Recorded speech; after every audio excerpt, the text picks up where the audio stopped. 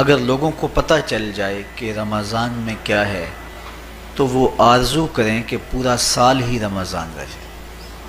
اتنی برکتیں اور اتنی رحمتیں اللہ نے اس مبارک مہینے کے دامن میں ڈال دی ہیں۔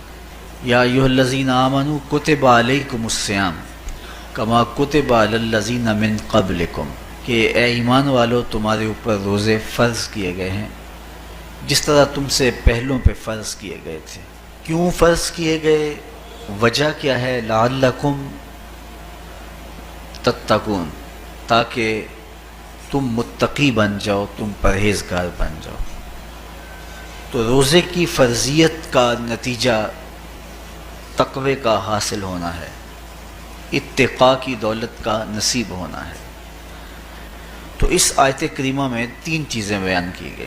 سب سے پہلی، اے ایمان والو تمہارے اوپر روزے فرض کیے گئے۔ پھر دوسری بات، جس طرح تمہارے سے پہلوں پہ فرض کیے گئے۔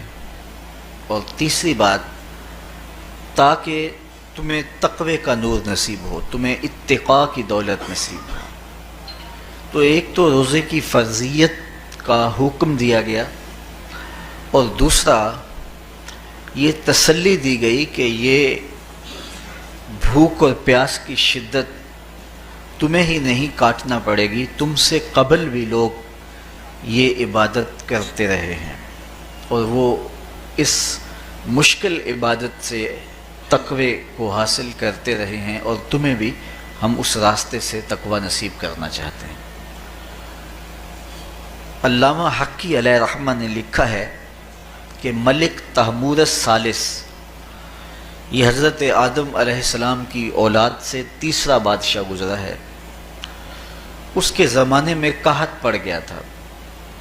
تو اس نے اپنی قوم کو یہ حکم دیا کہ ایک وقت کا کھانا آپ کھا لیں اور ایک وقت کا کھانا بچائیں اور وہ قحط زدہ علاقوں میں بھیجیں۔ تو قوم نے اس حکم کو بصر و چشم قبول کیا، اور ایک وقت کا فاقہ کاٹ کے اپنے ان بھائیوں کے لیے وہ کھانا بھیجتے جو قحط میں مبتلا تھے۔ قوم کی یہ ادا اللہ کو پسند آ گئی، اور وقت کے نبی پر وحی کی گئی کہ تمہارے اس عمل کو ہم عبادت قرار دیتے ہیں۔ تو حضرت آدم علیہ السلام کے بعد متصل ہی یہ عبادت فرض کی گئی، اور پھر جتنی بھی ملتیں، قومیں اور امتیں آئیں ان میں روزے کی تحسین کی گئی اور روزے کی تلقین کی گئی۔ روزہ اس لیے فرض کیا گیا کہ تمہیں تقوی نصیب ہو جائے، اتقاء کی دولت نصیب ہو۔ اب سوال یہ ہے، کیا تقوی بھوک اور پیاس سے حاصل ہوتا ہے؟ پیاس کاٹنے سے، بھوک کاٹنے سے کیا تقوی نصیب ہو جاتا ہے؟ صبح سے لے کر شام تک روزہ رکھنے کی تلقین کی گئی۔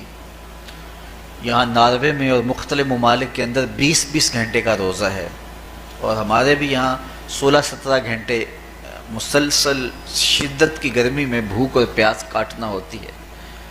اتنا طویل دورانیہ جو بھوک اور پیاس کاٹی ہے، اس کا مقصد رزق بچانا نہیں ہے، بلکہ وَيُزَادُ فِيهِ رِزْقُ الْمُؤْمِنِ، ماہ سیام میں مومن کا رزق بڑھ جاتا ہے۔ آپ اپنا بجٹ دیکھ لیجئے، باقی مہینوں کی نسبت ماہ سیام میں آپ کے اخراجات زیادہ ہوتے ہیں اور کشادگی ہوتی ہے۔ تو یہ کوئی خوراک بچاؤ مہم نہیں ہے، بلکہ رزق تو بڑھ جاتا ہے، لیکن اس کے باوجود 20 گھنٹے، 17 18 گھنٹے پیاس اور بھوک کاٹنا